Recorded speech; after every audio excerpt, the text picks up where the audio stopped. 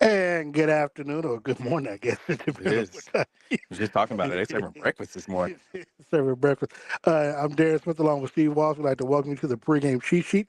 We are live here on our social media platforms on the X, Facebook Live, as well as YouTube. And Steve, the Kansas City Chiefs, they host the Las Vegas Raiders this at noon today, just under a half, well, just a little bit over a half hour away from kickoff. And what we like to recall the Rasheed Rice Bowl. I mean, Mm. at least the return of Rasheed Rice. So, your initial thoughts on this matchup? And it's very interesting just because when you think about how much people have been saying, oh, well, wait till we get four back, even the players, the fans. Right. Rasheed Rice put out a video earlier, well, late last week, hyping, his return. And my thing is, and I'll throw it back to you of like, did they how much do you actually think they'll utilize him today? He hasn't played in a official game over a year, right? And I know preseason, but in an official game, like I don't think you just throw him in there to the wolves. Even though, no, I know you can practice it, but once those live bullets start flying, it's a totally different space.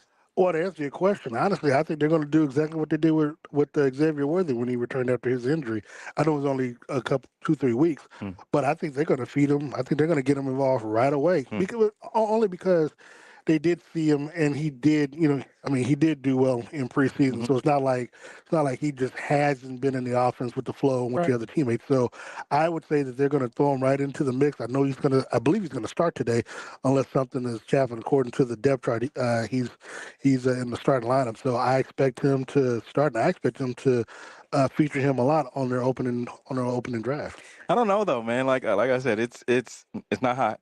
It's like it's going to be about 65, 67 degrees today, and so I just you got to get your legs under you, man. Like, and I Well, and I but take it, he has. I mean, it's not like he's out of shape because he was just suspended. It wasn't like he was injured. I but mean, it's different. It's different because the hype's there. You all hyped up, and it's like, all right, once you get out there, and I get it, it's like riding a bike. It should be like riding a bike. but the same can be said for when Xavier returned him because remember everybody thought they were going to be careful with him because of the injury and the shoulder stuff and afraid for him to That was take a only hit. 3 weeks though. Yeah, but He but hadn't again, played. No. no, no, no. I get what you're saying. He hadn't played in an official game for you, but he did play in the preseason games because he knew that he was going to be facing. And you playing the twos, and you playing the threes and fours. But you, It's but you, it's but you, different. but I mean, last I checked, you can get hurt in preseason as Hollywood Of Brown. course, of course. So, However, you're not going the full 110% like you would be no, today. no, he was because he knew that he was going to be missing I don't six know, man. weeks. I don't know. You coming back from there? You just kind of testing it. You testing the waters at that point. Right now, it's full go. Okay, so we'll agree to disagree on that. But Okay. going further, Kansas City Chiefs they entered today's game with a 3-3 record. Raiders are 2-4. Chiefs come off of a big win last Sunday night against the Detroit Lions. Sunday Night Football, 30-17. Raiders, of course, I think they won last week. Did it? And of course, they're 2-4. This game, of course, depending on how you look at it, could be for last place in the AFC West. Mm-hmm. Um, there are two other games that we talk briefly about. You got the Colts traveling to Los Angeles, taking on the Chargers. New York Giants traveling to Denver, take on the Broncos. So, of course, depending on how those teams play, and those two teams are coming off of big wins themselves. Mm-hmm. They could go into our AFC West division opponents' home stadiums and knock them off, where it could essentially be a three-way tie if the Chiefs take care of business. Yeah, and you know what though, I really believe that that the Chiefs can't come in here and take this Raiders team lightly Not because they're battling just like the Chiefs are now. I, any given Sunday, right? However, I do think, and the Chiefs on are Monday. favored by what, about 12, 11 or 12 point, 11 and a half, I believe. I think it's up to 12 and a half now. 12 and a half. Okay. So they still can't come in here and take it lightly because they know what's at stake. They know that they still have to climb up this hill. And a lot of people are like, the Chargers are going to be the front runners in this division. I don't see it. However, Denver's still there, kind of laying back and seeing what they can do. So when you look at it and just talk briefly about it, you said Chiefs are 12.5 point favorites. Hmm. How much pressure do you think it puts on them to actually cover the spreads based off of what they did last week against Detroit, where I think they were 2.5 point favorite and ended up beating them by 13? You know where the pressure comes from? We just talked about it. You got all your weapons. I mean, That's that's what I've been saying. that's where the pressure comes from, and the team hasn't shied away from it. They've been wait till we get 4 back. Wait till Rasheed comes back. We're gonna have all Patrick. We're gonna have all our weapons. They're gonna have to take away. They're gonna have to take away the deep threat. They're gonna take it away the unders. So that's the pressure that they have on them. They've been saying that, and that's why I've been saying the last couple of weeks, Mm. especially when you get Rice back, there are no more excuses for Yeah, this offense. yeah. So the 12-point favorites are 12 and a half. 12 and a half point favorites. The pressure is definitely on this Kansas City Chiefs team. The Raiders just come in. They just play their game. Yeah, and speaking of the Raiders, of course, the Raiders, led by Geno Smith, the quarterback, he leads the league with 10 interceptions. 10 now, in what, 6 games, 7 games? and 6 games. 6 Yeah. games. So this is an opportunity. If you look at it, if you're from if you're from a fan perspective, and if you're looking at it from the team's perspective, for the defense to be able to come out and you know make some noise in this game, because to be honest, if he's giving the ball away like that, if you don't get your fair share, there's a problem.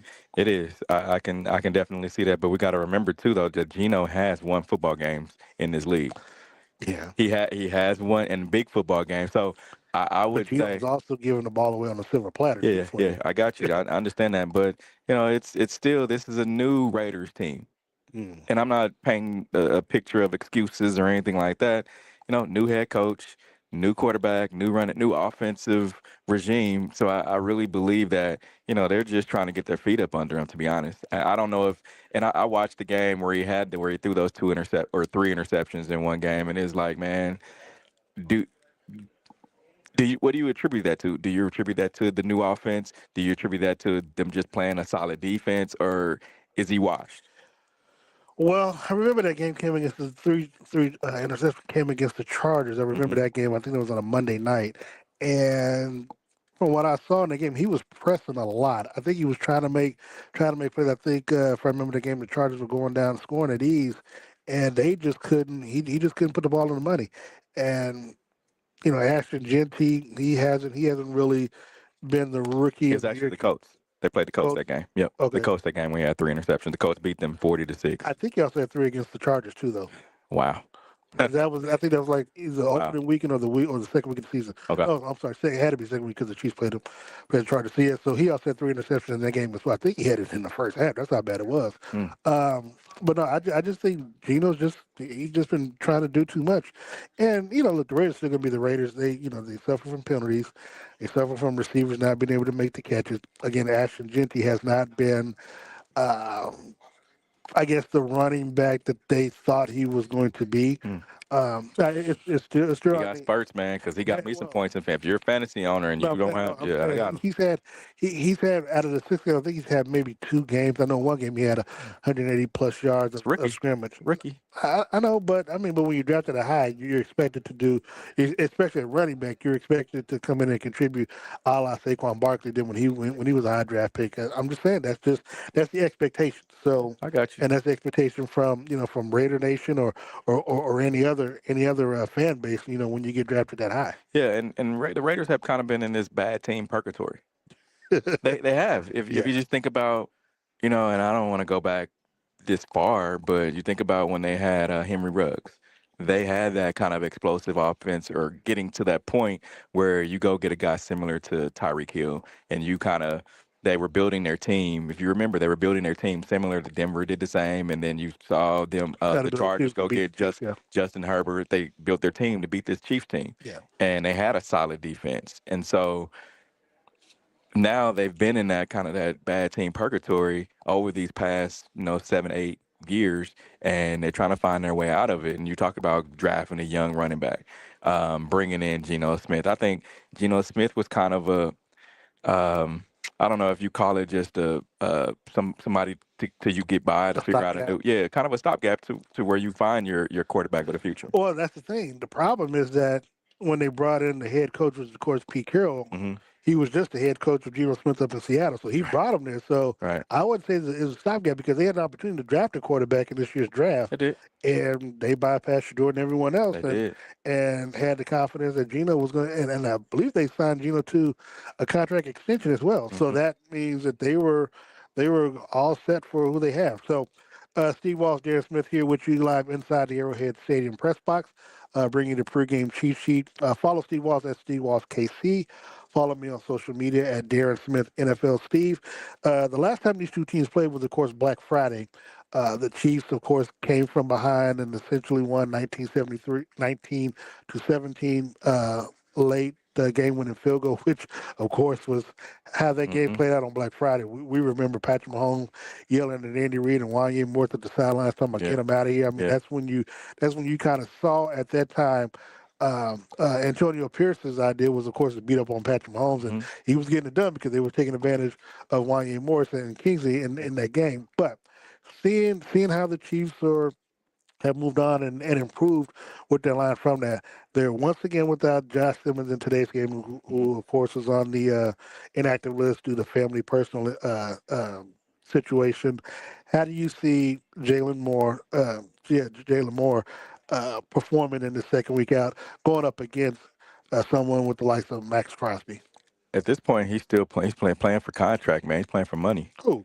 Jalen, I know he's gotten paid, granted, Yeah, but however, 2 years, you're 30 million. That's no, a no, lot. no. I get it, but like Patrick has gotten a lot of people paid beyond their current deals. A lot of people. I'm just mainly talking receivers, but he's Orlando Brown. Orlando Brown. He's gotten people paid, and so Yeah. it's he's playing for putting good tape on film. It's like y'all seen me protect Patrick Mahomes, the best quarterback in the league, arguably the best quarterback in the league, and so I feel like he's playing, for that very reason. Um, and not only that, he's playing for a starting spot because there's no. If he plays well, it's like, why do we need to go back to this rookie? Well, I, because it's like, yeah, but well, no, here's the thing. I don't. Okay, so I disagree about the contract only because obviously he was a backup. He was a backup in since it's when the Chiefs paid him yeah, initially when they got him to be the starting left tackle. But when of course Simmons dropped all the way down to third, it was like, oh hell, well, we got to get this guy. And of course he performed well in training camp and performed well enough to be the starting left tackle. Now here's the thing. I don't think he's working on a new contract. The problem, the situation is going to be is you have him getting these reps in because he'll end up being the right tackle next season once they part ways with Juwan. Because let's be honest, he has no more guarantee money, just so they're going to part ways with him after this season. So yeah. Well, here's the thing: you don't know when Josh Simmons is coming back. Let's now that part is fair. yeah. That So part I is mean, fair. he's playing still for that starting spot. It's like, all right, Well, I'm he got here. to play. I mean, it's his right now until Right. until he returns. So, Agreed. but just to contrast, I'm just saying going further. Well, now if he doesn't come back, then that situation you deal with at the end of the season, Yeah. whatever. But if he does come back, then you can just move him over to the right side where Okay. Jawan is currently, because they're gonna cut bait with Jawan Taylor and everything else. Then he has no more guaranteed money yet left. I mean, but if he just comes back for cheap, Nah, why nah. would he do that? I'm just saying. I mean, he's made 60 million. His cap hit, I think, is about 20. His cap hit would be no, well, he doesn't have any guaranteed money, and they've paid him. I don't think they haven't restricted his contract, so he's fine. Looking at this game, Steve, we've got Andy Reid, who is, of course, 276 and 149 on the season Mm. against the Raiders. He is 21 and 6. So, I wanted to ask Andy this week, and I thought about it. And I don't know, maybe I'll ask him when they get ready to play the Raiders in Vegas. Is how much has he bought into? The hatred of the Raiders and Raiders. Because here's the thing, because in the 80s, growing the 80s, 90s, when we were younger, you could tell it was Raiders, and you hated the Raiders. Yeah. And it's like now, it's just like, and I don't know if it's because they're not in L.A. or Oakland anymore; they're in Las Vegas. I just don't. I mean, and we keep trying to feed into the You fact know what it that is? it's Raiders week, but You know what just it don't really is? feel like they feel it like that no more. Back then, I think it was more of a closer, win-loss margin, Hmm. right? Like, because I can remember those games when they had Art Shell, and all the, Tim Brown and all them I guys. remember when Derek Carr, 2015, when he was a MVP favorite, came here. I was shooting pictures on the field, and they was putting boots passes to the Chiefs. Yeah. So I it's mean, it's this it is a was 10 years ago. you got to remember, Wow. this is a different Raiders team too. I mean, last year this team isn't running through a wall like they did for Antonio Pierce last year. At least I don't see it. Antonio Pierce had the city. I mean, he's from there. He was a former player. Guys, he's a younger guy, and they kind of, it was like, all right, he was big brother to him, to be honest. Yeah. More than just being a coach kind of father figure type dude. He was more of their big brother, and I think that's why they related to him a lot more, being from the Bay, just being from that area, and knowing the culture of Oakland and Raider history. And so I think all these guys, and he talked a good game too. He did. He did talk. He did talk. So Um, looking at certain matchups offensively for Kansas City with the return of Rashee Rice, how do you expect this offense to look? And of course, with his return, mm, he's going to be getting targets and attempts that would have been going to other places. Who do you think becomes the odd man out in that situation? man, somebody posted a photo of all the guys in that wide receiver room, from Jalen, from Royals to Nico Thornton, Remigio, yeah. Thornton, Xavier Worthy, Rice, and to me, you're gonna start. I think you're gonna have that Hollywood, you'll have Xavier and Rice out there, Right. and then there's no drop off. Because then you still got Juju, Hmm. you still got the Thornton. Yep. You can throw in Nico. I mean, he can spread the field too. And You still got Kelsey. we still haven't seen Royals yet, which is, Right. I It's tough to pick up this offense though, unless you're thrown into the fire. I mean, if you know the route tree, you just need to know what route you need to run. No, it's a lot different. I don't know if you saw this, but last week the Chiefs posted that one of the touchdowns from, I think it was his second touchdown, from Hollywood Brown. Hmm. And Hollywood ran out and he was mic'd up and he asked Juju, "Hey, what route I got on this?" At the line of scrimmage. Hey, what route? He was like, "Oh, you got the whatever he said." And he ran it and got the touchdown. So There you go. he broke the huddle, didn't know what route he was running. Hey, what route I got on this? He was like, "Hey, you got this, this, that." But that's what I'm saying. That's what I'm saying. So, When you find out what route you got to run, yeah, you could. but as a veteran, you can He's do done that. He still knows where to line up. So we've seen these guys have to. We're talking about Xavier Worthy and Rashee Rice. Those guys were both thrown into the fire. You don't have to do that with Royal just because you have everybody else.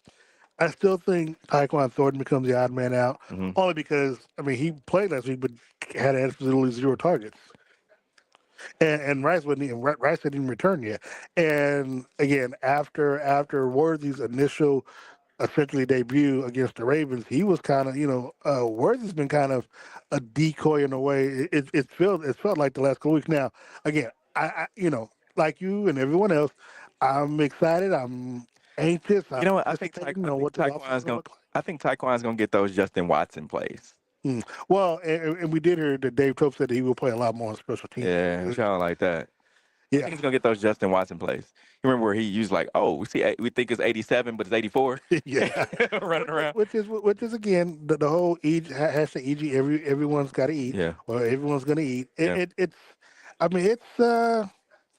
we talk about it. It is a good problem for the team to have. Mhm. But again, I was someone to say it puts more. Well, I'm saying that for X Factor. Let's go to the X Factor right now, and I want to go on the defense. I want to start defensively first for you. Okay.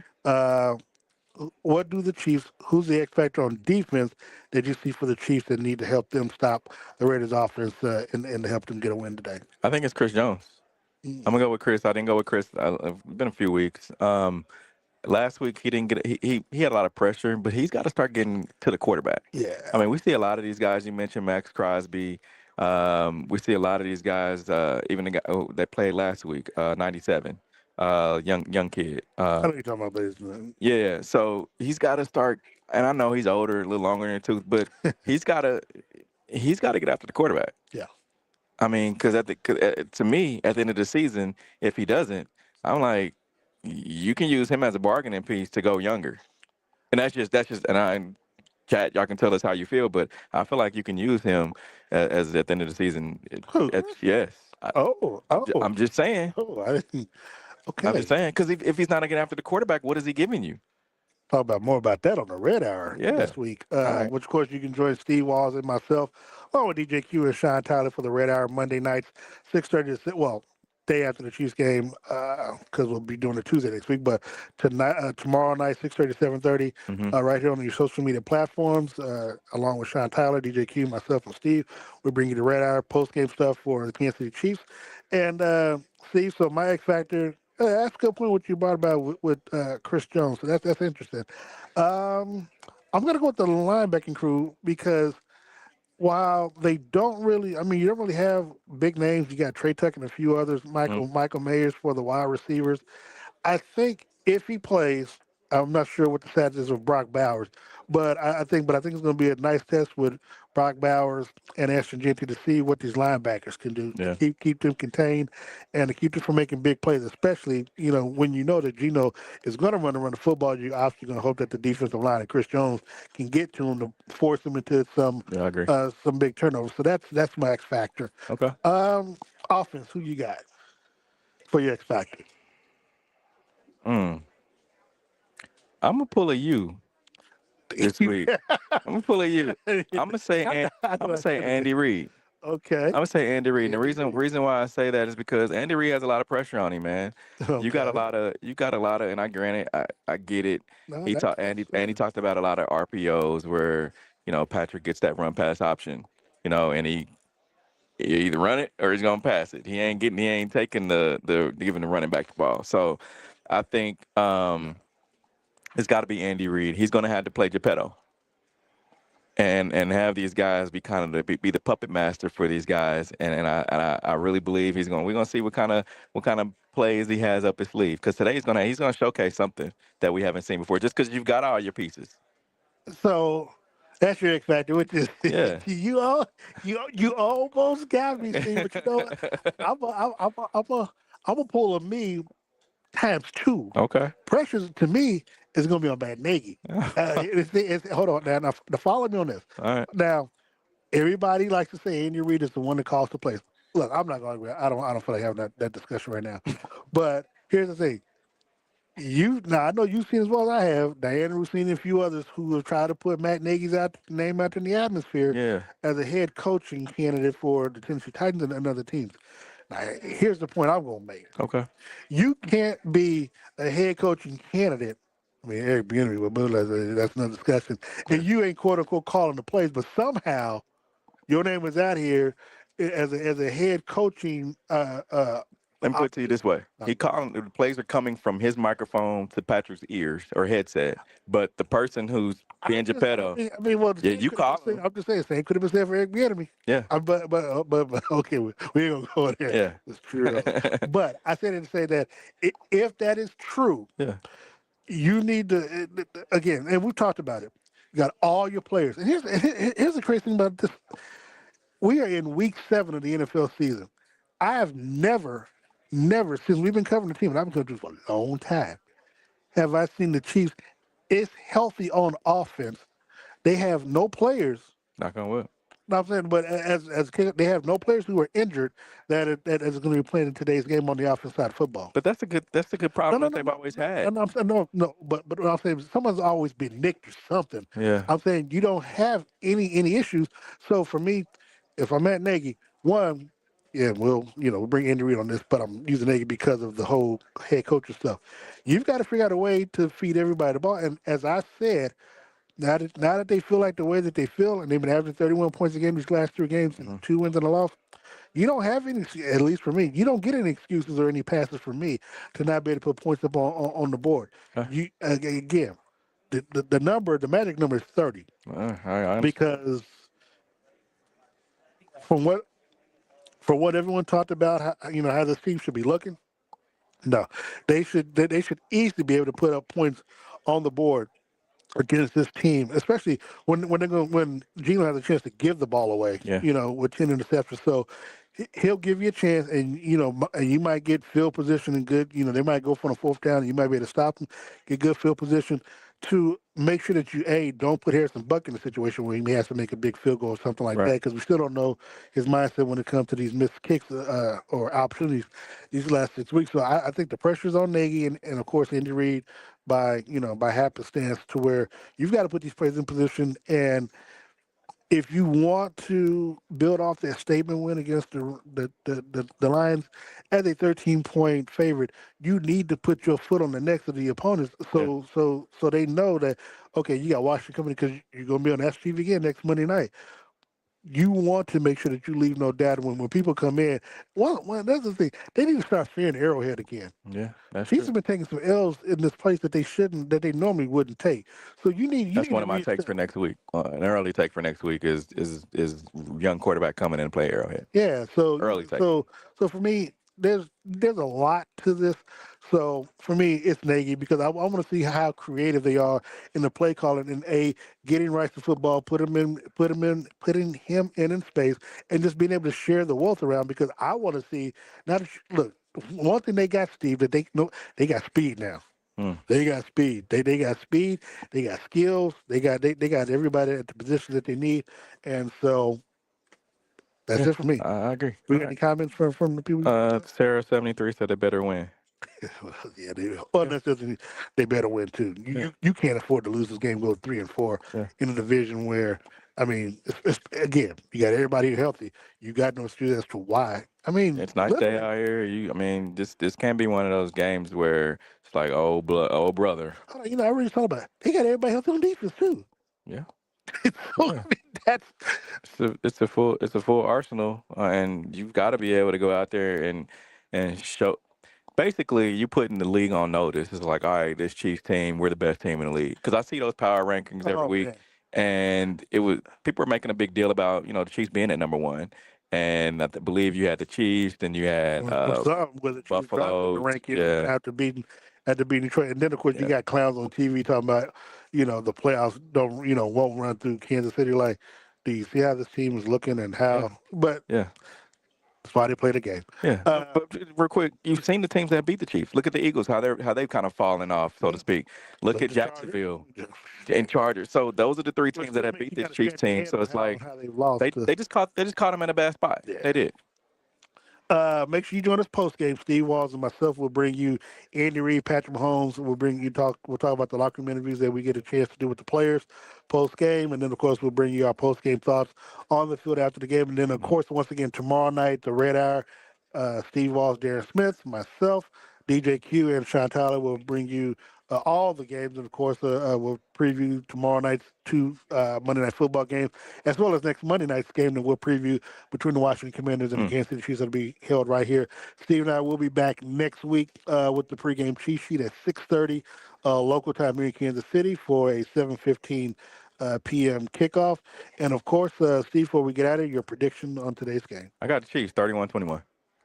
Oh, they scored that many points, huh? 31-21. Yeah. I've got the Chiefs winning 31 to. It might have been 30. I think might have been 35-13. I think the Chiefs just blow them. I think they cover easily, and I just think it's a blowout on their behalf. Yeah. Before we get out of Steve, you want to thank your sponsors? Shout out to my friends over at Dillard's on the Rosa. Go talk to my guy Herman Brown. Herman Brown is in the men's department downstairs at Dillard's on the Rosa. If you're a lady as well, go grab your man something. Holidays are coming up. Go take care of him. Make sure the game day look is on point. Also, my friends over at Riceman Nissan, just south of the airport. Go talk to my friend Matt. He's a general manager out there at Riceman Nissan, just south of the airport. Every customer, every time. I want to thank Todd White and Todd's Clothes and Taylor Suits getting me right. Got the nice little fit going. Got to say hi to Mama because I know she probably watches. Not she probably in church, but when she comes out, we could just want to say hi to you. Shout out to Miss Talina Wiley. I got a text from her. She says she's watching as well. And also, because they served us breakfast and they were closed before we got here this morning. I know Steve and I are probably going to go by Gates Barbecue. I know I'm going by there after the game. And I know they're serving the Raiders too. So I'm going to try to rush Steve to the get through the post game because they're going to have some wings downstairs post I think we game. real quick, 1 minute, 31-21. So we might just get up and say, hey, Chiefs won. Move on next week, and then we're gonna go get us some gates. But I want to thank them. Of course, you can go to 5 locations. If you haven't already gone there, make sure you go there post game. They got a whole bunch of new stuff: the Bernie fries, the Bernie Mac, chicken links, sausages, and all that good stuff. So one of 5 locations around the metro area, and of course, shout out to some of the people in the parking lot today that was saucing stuff over Gates. I know the Gates crew, sauce crew, was out there and presented them with coupons and stuff as well. So thank you so much for their support. And again, Steve Walls at Steve Walls KC at Darren Smith NFL. This is the pregame cheat sheet. We'll see you post game after the game. Go Chiefs.